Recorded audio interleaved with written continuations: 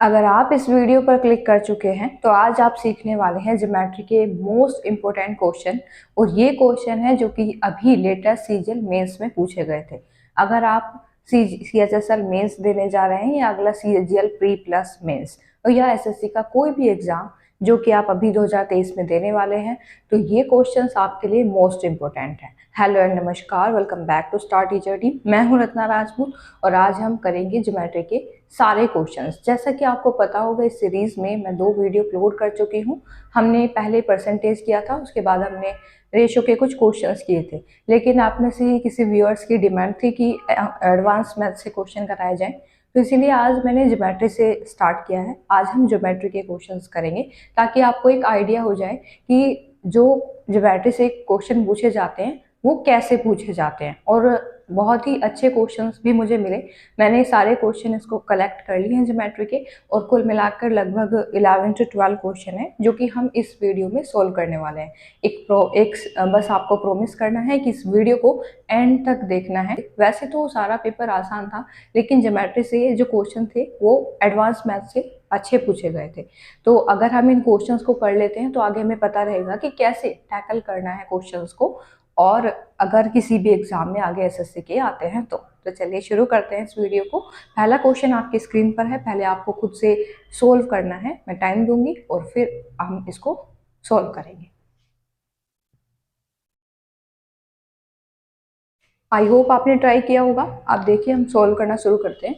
एक वृत्त चतुर्भुज ए बी सी डी की चारों भुजाओं को स्पर्श करता है। यदि ए बी बराबर 18 है, बी सी बराबर 21 है, ए डी बराबर 15 है, तो हमें बताना है कि सी डी की लंबाई क्या होगी। देखिए, ये क्वेश्चन हम करते कैसे हैं। यहाँ देखिए, हमें चतुर्भुज है जो कि ए बी सी डी है। अब यहाँ देखिए आप, ये कोई वृत्त है और ये स्पर्श कर रहा है किसी चतुर्भुज को। ये हो सकता है कि डायग्राम थोड़ा मुझसे अच्छा ना बने, इतना तो आप मैनेज कर ही लेंगे। चलिए देखते हैं। यहाँ देखिए, इनको नाम दे दीजिए आप। प्रत्येक भुजा को स्पर्श करता है, तो ए बी सी डी। अब आगे क्या कहा गया, देखिए ए बी बराबर है 18 सेंटीमीटर, बी सी बराबर है 21 सेंटीमीटर, और ए डी भी हमें गिवन है जो कि है 15 सेंटीमीटर। और हमें बताना है कि ये क्या होगा। ठीक है, डी सी क्या होगा। जब भी ऐसा क्वेश्चन आता है कि कोई वृत्त है जो आंतरिक रूप से स्पर्श करते हैं, तो हम क्या फॉर्मूला यूज करते हैं, हम ए बी और डी सी को ऐड करते हैं। A B plus C D equal to होगा बी सी और डी ए के, B C plus A D के। इसका मतलब क्या हुआ, इसका मतलब हुआ कि जो आमने सामने की भुजा है उनका योग बराबर होगा। इन दोनों का योग किसके बराबर होगा, इन दोनों के योग के। तो आप इसमें वैल्यू पुट करना शुरू कीजिए। ए बी बराबर है हमारा 18 प्लस सी डी हमने माना है x, और बी सी हमें गिवन है 21 सेंटीमीटर, प्लस ए डी हमारा क्या है 15। तो मैंने इसमें पुट कर दिया। अब आप इसको सॉल्व करेंगे, कितना है 36। x इक्वल टू कितना आएगा, 18 को इधर ले जाइए, तो ये आ जाएगा हमारा x इक्वल टू 18 सेंटीमीटर। तो इसका ऑप्शन होगा, option D is the right answer. आप इसको इजी या डिफिकल्ट क्वेश्चन नहीं कह सकते, ये बहुत ही अच्छा क्वेश्चन था। ज्योमेट्री के जितने भी क्वेश्चन आए सारे ही क्वेश्चन अच्छे थे। अब देखते हैं हम क्वेश्चन नंबर सेकंड। अगर आपको मेरे पढ़ाने का तरीका, मेरे एफर्ट्स पसंद आते हैं तो प्लीज़ इस वीडियो को लाइक करते रहिए। अब हम करेंगे question number second. Question number second है, एक समबाहुभुज के विकर्ण की संख्या ज्ञात कीजिए जिसके अंतः कोणों का योग 2700 डिग्री है। कभी कभी आप कह रहे होते हैं कि लेवल अप कीजिए थोड़ा, इतने से कैसे करा रहे हैं आप क्वेश्चन, थोड़ा लेवल अप कीजिए। तो मैं आपको बता दूं, मैं क्वेश्चन खुद से नहीं बनाती हूँ। जो भी मैं कराती हूँ अपने चैनल पे वो सब प्रीवियस ईयर होता है। तो अगर एसएससी ही ऐसे क्वेश्चन पूछे तो इसमें मैं इससे ज़्यादा लेवल अप नहीं कर सकती, क्योंकि जैसे क्वेश्चन पूछे जा रहे हैं हमें उनसे इंट्रोड्यूस होना ज़रूरी है कि हाँ ऐसे ही पूछे जा रहे हैं, हमें कोई महारत थोड़ी ना हासिल करना है। जैसे क्वेश्चन आ रहे हैं वैसे करेंगे और अपना पेपर निकालना है, बस इनफ। आप कहेंगे कि ये इजी क्वेश्चन आपने खुद से बनाया, आप चेक भी कर सकते हैं, ये सीजीएल मेंस का ही क्वेश्चन है। अब हम इसको सोल्व करना शुरू करते हैं। अगर आप सोल्व करना चाहते हैं तो एक बार सोल्व करके देखिए। चलिए, आपने ट्राई किया होगा, अब हम इसको करना शुरू करते हैं। देखिए विकर्ण की संख्या हमें बतानी है। विकर्ण के लिए जो फॉर्मूला होता है वो n इंटू एन माइनस 3/2 होता है, लेकिन n क्या है, हमारी साइड्स है। अब इस समबहुभुज की हमें क्या निकालनी है, भुजा, यानी कि हमें n पता होना चाहिए। अब गिवन क्या है, हमें दिया है आंतरिक कोणों का योग दिया है। ठीक है, आंतरिक कोणों का जो योग है उसका फॉर्मूला होता है 2n-4 into 90 degree equal to ये हमारा। ठीक है, अब इसको सोल्व करेंगे हम। यहाँ देखिए, अगर ये पूछा होता कि प्रत्येक आंतरिक कोण बताना है, एवरी इंटरनल एंगल, तो हम क्या करते, एन से डिवाइड करते, बट यहाँ आंतरिक कोणों का योग है तो हम डायरेक्ट इसको लिखते हैं। अब 2n-4 इक्वल टू क्या आएगा, इससे कितने टाइम्स जा रहा है, 30 टाइम्स। ठीक है, और ये आ जाएगा 2n equal to 34, n equal to 70। I hope यहाँ तक आपको क्लियर होगा। अब हम देखेंगे इसमें पुट करेंगे, ये क्या है हमारी, ये नंबर ऑफ डायगोनल्स हैं, यानी हमें जो विकर्णों की संख्या पूछी गई है उसके लिए आप यही फॉर्मूला लगाते हैं। तो नंबर ऑफ डायगोनल्स के लिए आप इसमें पुट कीजिए 17 गुणा 17 में से 3 गए 14 और बटे 2, 2 से ये 7 बार, और इसकी गुणा करेंगे तो ये आ रहा है 119, यानी option B is the right answer. अब हम चलेंगे क्वेश्चन नंबर 3 पे। क्वेश्चन नंबर 3 पढ़ते हैं। ए बी सी तीन बिंदु इस प्रकार है कि ए बी 9 सेंटीमीटर है, बी सी 11 है, ए सी 20 सेंटीमीटर है। तो हमें बताना है ए बी सी से गुजरने वाले वृत्त की संख्या क्या होगी। अब आप देखिए, अगर हमारे पास तीन बिंदु हैं तो हम क्या बना सकते हैं, एक ट्राइंगल बना सकते हैं। और अगर कोई ट्राइंगल है तो मिनिमम उससे कितने वृत्त यानी कितने सर्कल होकर गुजर सकते हैं, एक तो मिनिमम ही होता है। जैसे देखिए, अब इसको छोड़िए, मैं ट्राइंगल के लिए दिखाती हूँ आपको। देखिए ए बी सी, तो हम अगर हमारे पास ये कोई ट्राइंगल है तो हम इससे कितने सर्कल होकर गुजार सकते हैं, मिनिमम पूछ रही हूँ मैं, तो एक जा सकता है जो कि इसका परिवर्त होगा, यानी वो इसे भी टच करेगा, इसे भी टच करेगा, इसे भी और इसे भी। ठीक है, तो ये कितना हो गया, ये। लेकिन ये तभी पॉसिबल है जबकि ये ट्राइंगल बन रहा हो। यहाँ हमें क्या गिवन है, देखिए ए बी हमें क्या गिवन है, 9, बी सी हमें गिवन है 11 और ए सी हमें गिवन है 20 सेंटीमीटर। अब आप देखिए, आप जानते हैं कि ट्राइंगल बनाने के लिए क्या शर्त होती है, यही कि किन्हीं दो भुजाओं का योग तीसरी भुजा से ज्यादा होना चाहिए। अब यहाँ देखिए, इस 9 और इसको ऐड कीजिए, यानी A B plus B C greater होना चाहिए ए सी से। ये देखिए 9 और 11 को जोड़िए आप, 9 प्लस 11 क्या बड़ा है 20 से, ये भी 20 है, ये भी 20 है, तो ये पॉसिबल ही नहीं है। और अगर ये पॉसिबल नहीं है तो ट्राइंगल पॉसिबल नहीं है, और इसका मीन्स मिनिमम वाला भी पॉसिबल नहीं है, एक भी वृत्त हम इसे नहीं बना सकते। तो जो इसका आंसर होगा वो सी ऑप्शन होगा, 0। यानी इससे हम जो इस तरीके की अगर भुजा दी गई हैं तो हम इनसे एक भी वृत्त होकर नहीं गुजार सकते। तो ये बेस्ट क्वेश्चन था। अब हो सकता है कि ये आगे आने वाले शिफ्ट में एसएससी के एग्जाम्स में पूछा जाए। अब हम करते हैं क्वेश्चन नंबर 4। चलिए क्वेश्चन नंबर 4 देखते हैं। एक बार मैं आपको टाइम दूंगी तो थोड़ा सा आपको पढ़ना है, उसके बाद हम इसको सोल्व करेंगे। ये बहुत अमेजिंग क्वेश्चन मिला मेरे को, पूरे जितने भी सेट थे तो उसमें मैंने देखा तो मुझे बहुत अच्छा क्वेश्चन लगा। एक बार आप खुद से ट्राई करके देखिए, फिर हम सोल्व करते हैं। आई होप आपने ट्राई किया होगा। नहीं हुआ है या नहीं हुआ है कोई बात नहीं, हम इसको सॉल्व करने शुरू करते हैं। देखिए जैसे आप इतना लंबा क्वेश्चन देखते हैं तो स्किप करने लगते हैं, जबकि ये मोर देन इजी होते हैं उन क्वेश्चन से जो हमें इजी लगते हैं। यहाँ देखिए हमें स्टेटमेंट बताना है कि कौन से ट्रू है। अब आप देखिए कि अगर हम एलिमिनेशन मेथड लगाएं तो भी हम इस क्वेश्चन को सोल्व कर सकते हैं। अब हम पढ़ना शुरू करते हैं। त्रिभुज पी क्यू आर में, इतना पढ़ते ही ना बस आप अटैक कर दीजिए क्वेश्चन पे। अब कैसे करेंगे, देखिए त्रिभुज पी क्यू आर बोला है तो इसका मीन्स पी क्यू आर बनाना होगा हमें, उसमें पी क्यू और क्यू आर बराबर है, तो बनाना शुरू कीजिए। एक हम ट्राइंगल ले लेते हैं। आई होप ये आपको स्ट्रेट लाइन नहीं लग रही होगी, थोड़ा बहुत मैनेज कर लीजिएगा। देखिए इसको क्यू ले लेते हैं, इसको पी, इसको आर। अब हमें क्या कहा गया है कि पी क्यू क्यू आर के बराबर है, ये जो साइड है इसके साइड के बराबर है। यहाँ तक हमने पढ़ा, आगे देखते हैं। पी क्यू आर में ओ इस प्रकार से एक अंत्य बिंदु है, ओ कहीं भी इस त्रिभुज में एक बिंदु है, मान लेते हैं कि यहाँ है, फिर उसने कहा है इस प्रकार है कि O P R equal to है ओ आर पी के। ओ पी आर यानी ओ को पी से मिलाना पड़ेगा और ओ आर पी यानी ओ को आर से भी मिलाना पड़ेगा। ठीक है, डायग्राम ऐसे ही बनता है पढ़ते पढ़ते। ठीक है, नहीं तो आप फिर अगर हम पूरा क्वेश्चन पढ़ते समझ ही नहीं आता, माइंड के ऊपर से चला जाता है। अब यहाँ देखिए इसने कहा है कि ये दोनों बराबर है, इसका मीन्स ये अगर थीटा एंगल है ना तो ये भी थीटा है। आप जानते हैं अगर कोई दो कोण बराबर हैं तो क्या होगा, साइड भी बराबर होगी, ये भी इसके बराबर होगी। तो हमें बताना है कि निम्न कथन पर विचार कीजिए, कौन से कथन सही है। ऑप्शन यहाँ पर दिए हुए हैं, फर्स्ट और सेकंड सही है, सेकंड थर्ड है, सेकंड है या फिर फर्स्ट और थर्ड है। अब आप यहाँ देखिए पहला जो स्टेटमेंट है कि जो जो त्रिभुज पी ओ आर है वो एक समद्विबाहु त्रिभुज है, इसमें ये इसने पूछा है। तो आप बताइए पी ओ आर को ध्यान से देखिए, इसको यहाँ देखिए ये जो भुजा है इसके बराबर है, I mean P O equal to है ओ आर के। तो अगर दो भुजाएं किसी त्रिभुज के बराबर हो जाती हैं तो इसका मीन्स क्या है कि वो समद्विबाहु त्रिभुज है। इसका मीन्स कि जो फर्स्ट है स्टेटमेंट वो सही है। यहाँ फर्स्ट हो गया सही, लेकिन अभी फर्स्ट जो है वो दो ऑप्शन में है, तो हम अभी अपने आंसर तक नहीं पहुंच पाए हैं। देखते हैं दूसरा, ओ बिंदु त्रिभुज पी क्यू आर का केंद्रक है।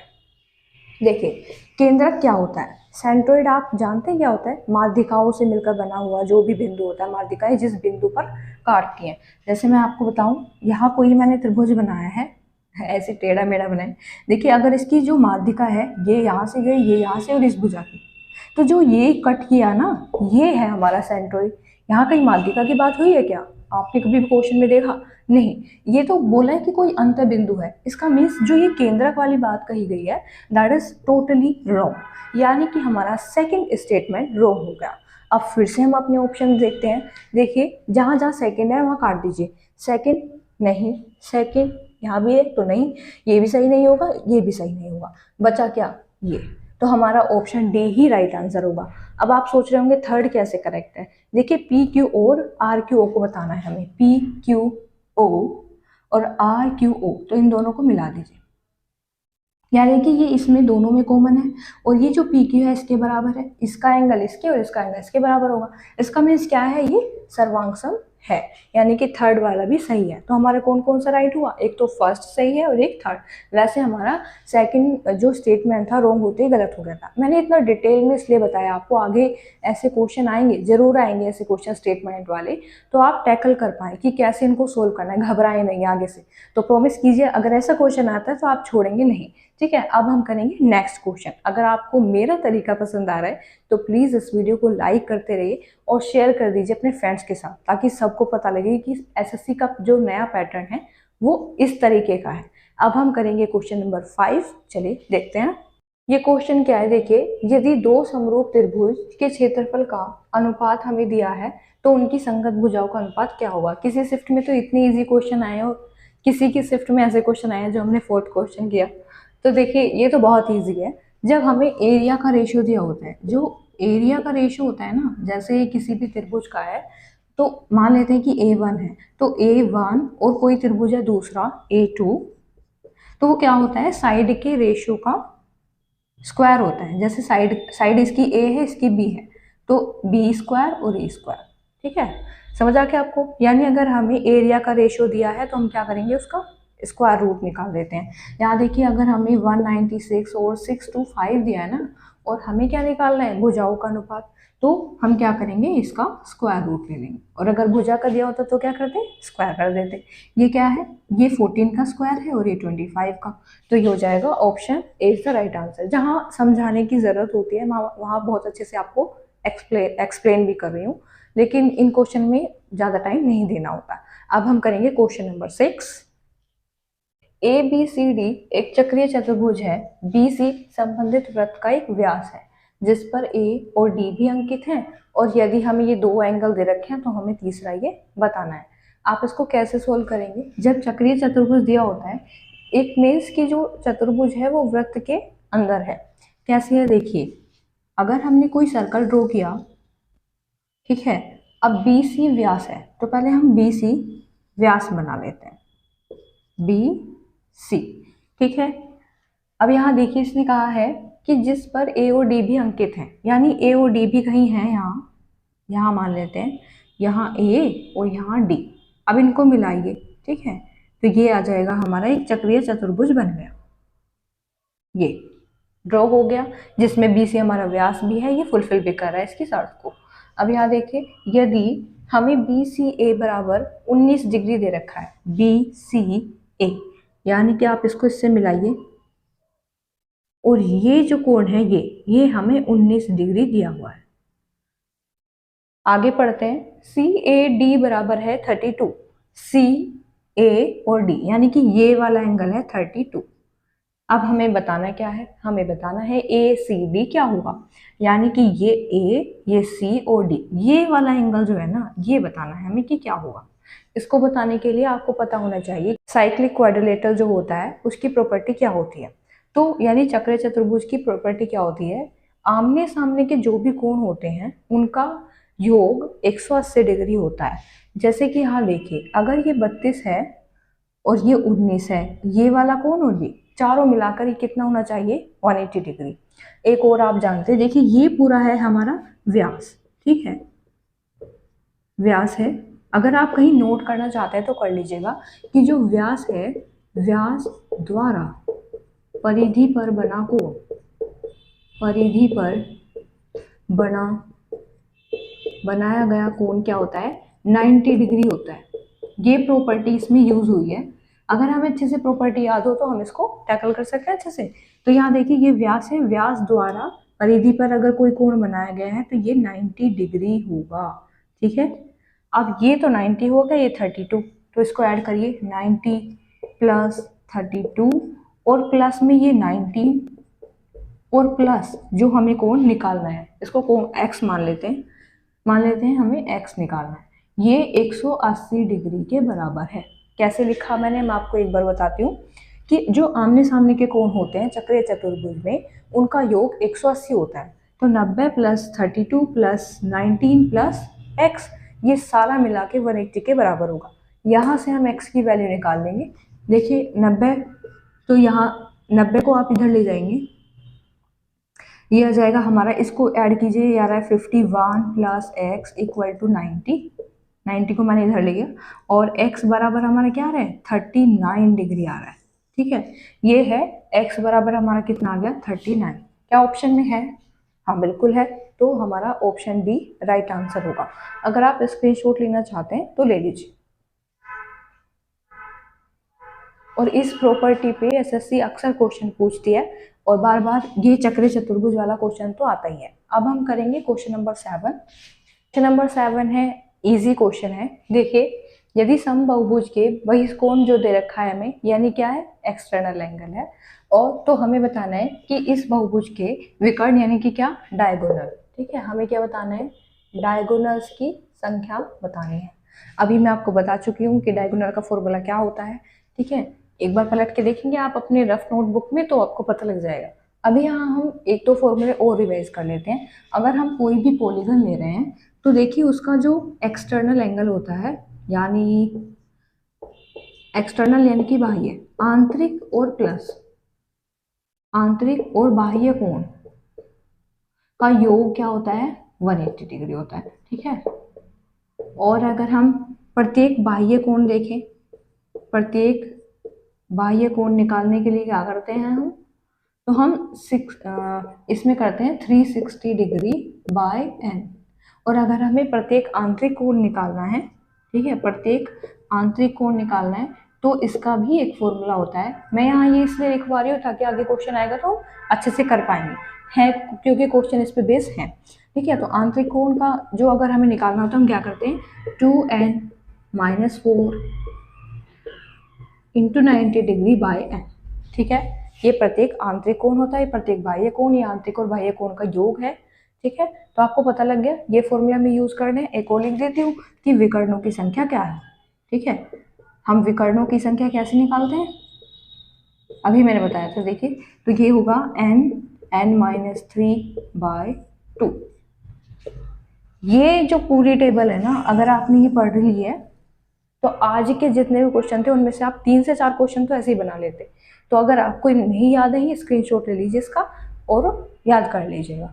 अब हम चलते हैं अपने क्वेश्चन पे। देखिए बहिष्कोण यानी कि हमें एक्सटर्नल एंगल दिया हुआ है, तो यहाँ से अगर हम n निकाल ले तो हमें पता लग जाएगा। यहाँ देखिए 18 दिया है, तो हमें अगर भुजाओं की संख्या n निकालनी हो तो हम क्या करेंगे, 360 में उस एक्सटर्नल एंगल का डिवाइड कर देंगे।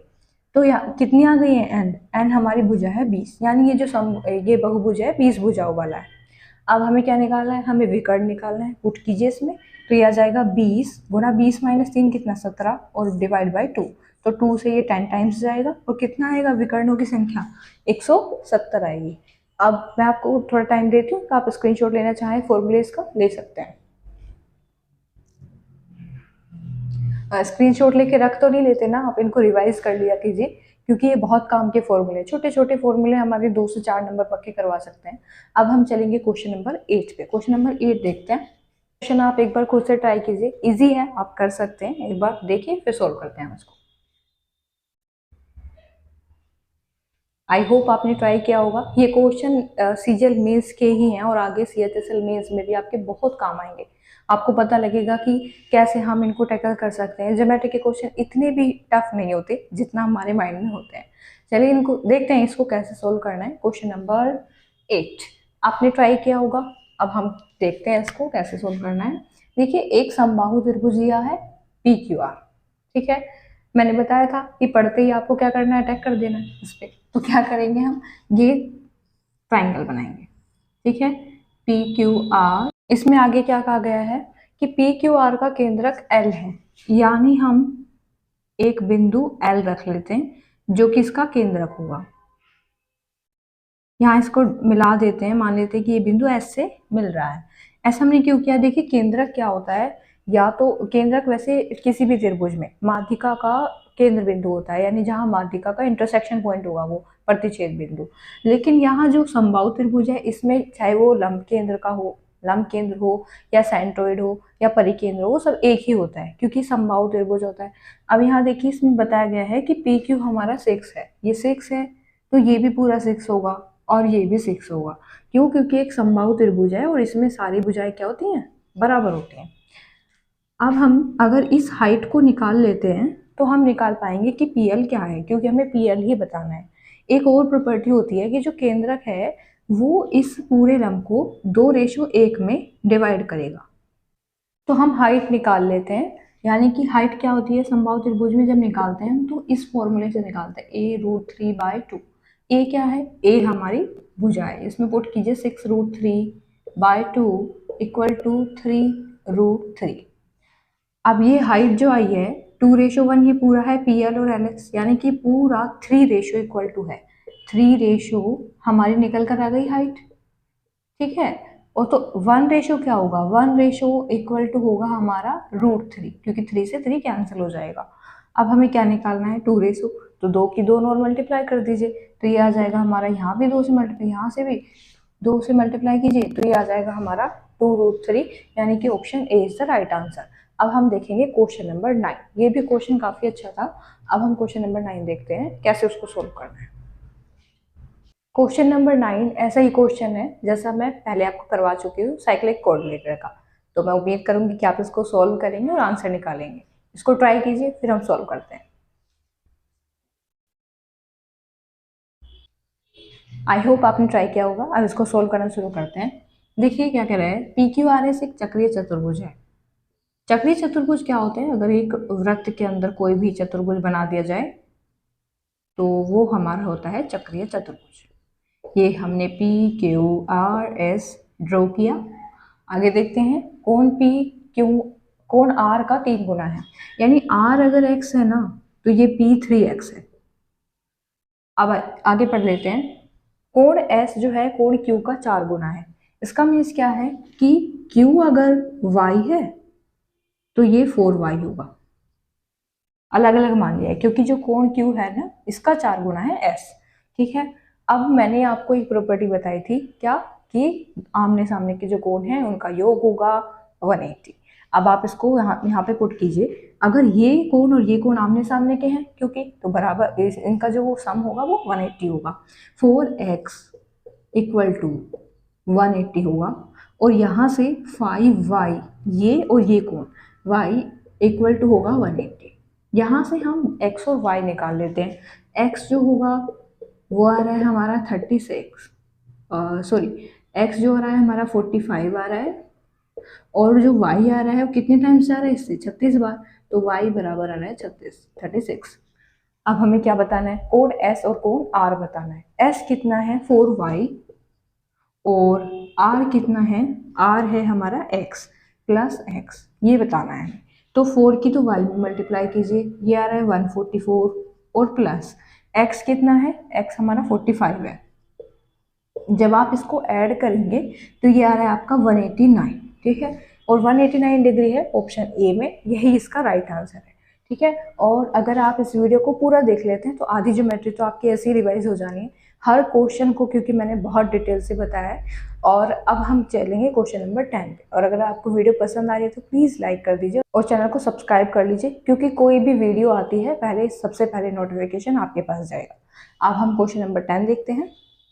वैसे तो ये एक लाइन का ही क्वेश्चन है, लेकिन ये एक लाइन का क्वेश्चन हमें एक शॉर्ट ट्रिक दे सकता है आगे जो हमारे काम आए। देखिए पढ़ते हैं इसको। यदि ए बी सी बी पर समकोण है, बनाना शुरू कीजिए। हमने कोई भी ट्रायंगल लिया है ए बी और सी, और ये बी पर समकोण है। हमें दिया है ए बी बराबर 12 सेंटीमीटर, और सी ए बी हमारा 60 डिग्री है, यानी ये एंगल दिया है 60 डिग्री, और अगर ये समकोण है तो ये कितना होगा 30 डिग्री। अब हमें बताना है कि बी सी का मान क्या होगा। जिस शॉर्ट ट्रिक की मैं बात करी थी वो ये कि अगर कोई भी एंगल है और यहाँ हमें 60 डिग्री दिया है, यहाँ 30 डिग्री है, और वो एक समकोण त्रिभुज है, ये पूरा त्रिभुज समकोण है, तो हम क्या करते हैं कि अगर 30 डिग्री के सामने कोई भुजा है उसका ही √3 गुना होगा 60 डिग्री के सामने, और अगर हमें 90 डिग्री वाले के सामने पूछे तो वो 2a हुआ। हमें अब ये ही शॉर्ट ट्रिक इसमें अप्लाई करनी है। यहाँ देखिए 30 डिग्री के सामने क्या है 12, हमें निकालना है क्या बी सी की वैल्यू, ठीक है। तो हम क्या करेंगे, इसका √3 टाइम्स कर देंगे। क्यों, क्योंकि ये 60 डिग्री के सामने है, ठीक है, और ये 12 √3 हमारा राइट आंसर होगा, जो कि ऑप्शन बी में है। ऑप्शन बी इसका राइट आंसर होगा। अगर आप स्क्रीनशॉट लेना चाहें तो स्क्रीनशॉट ले लीजिए, नहीं तो उसको लिख लीजिए, ठीक है। और ऐसी शॉर्ट ट्रिक बहुत काम की होती है, छोटी छोटी शॉर्ट ट्रिक हमारे 2 से 4 नंबर पक्के करवाते हैं। अब हम देखते हैं क्वेश्चन नंबर 11 कैसे करना है। ये क्वेश्चन अब आपका टेस्ट करवाएगा, क्योंकि अभी भी थोड़ी देर पहले ही मैंने आपको सारे फॉर्मूले रिवाइज करवाए हैं। अगर आपने कहीं लिखे हैं तो उन्हें देख लीजिए, नहीं तो इसको ट्राई कीजिए एक बार।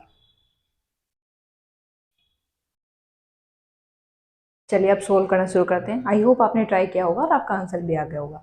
देखिए, एक नियमित बहुभुज का आंतरिक कोण एक नियमित 10 भुज के एक आंतरिक कोण का 15/16 गुना है। अब यहाँ देखिए, ये जो 10 भुज है ना, इसका एक आंतरिक कोण का 15/16 गुना है। इसका मीन्स इसकी 10 भुज के लिए देखते हैं हम, n इक्वल टू क्या है 10 है, 10 भुजाओं वाला, और इसका एक आंतरिक कोण निकाल लेते हैं। प्रत्येक आंतरिक कोण कैसे निकालते हैं, 2n-4 into 90 degree divide by n। निकालिए इसको, तो ये आ जाएगा हमारा, यहाँ देखिए 2 इंटू 10-4 90 डिग्री डिवाइड बाय 10, एक जीरो से एक जीरो कैंसिल, तो ये आ जाएगा 20 में 4 के 16 और गुणा 9, तो ये आएगा 144। ये क्या है, ये एक आंतरिक कोण है, ठीक है, ये आंतरिक कोण आया है किसका 10 बहुभुज का। अब इसी का ही 15/16 गुना है।